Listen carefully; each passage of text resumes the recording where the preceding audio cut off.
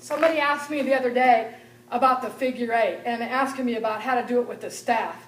Part of it is the planes, but the other thing about staff is when you do the figure eight, starting, we'll say, one-handed. I'm going to start with my right hand.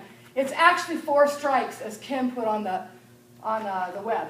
You're going to take the front half here, and you're going to strike 1, then the back half 2, then the other half 3, and then 4. Okay, so 4 strikes.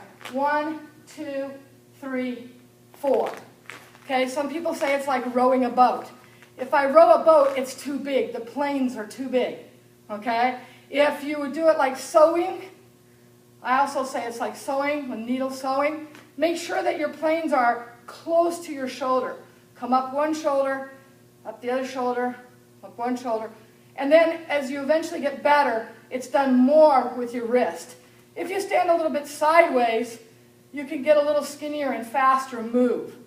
Okay, and just to tell you that someone else asked, well, is that the same that you do with a Eskrima stick or nunchaku? It is.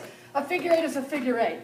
Most of it, though, when you take something like a cane or an Eskrima stick or a shillelagh or something, it's only going to be on this end. You're not going to really do the 4 strikes. You're just going to do a big X. Come down, come up your shoulder, come down. Okay? Come down, come up your shoulder, come down, up the other shoulder. And then again, as you become tighter, you do it more with the wrist. Okay? Same thing with nunchaku. Okay? You're going to do the same thing. You're going to make that figure eight. 1, come up the side. This is making it big.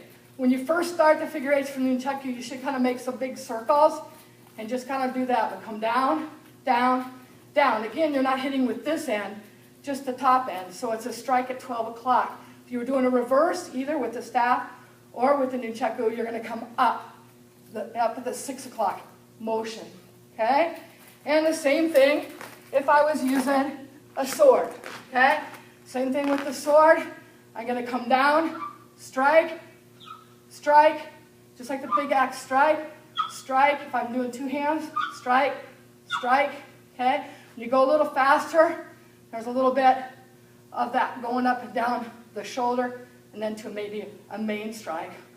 You could also end up doing that backwards move just like you do with nunchaku. You come around with your sword. Okay? So just to let you know, when you get your planes nice and tight, you can get faster and faster like Ms. Lewis here. So she's doing that. You just practice, and then you get faster, faster, and you go pretty quick. When those planes are tight, you can do that. That's with 2 hands. If she's doing 1 hand, same thing. She's standing a little bit sideways, and she gets a little bit quicker and quicker with practice. And then that'll be you.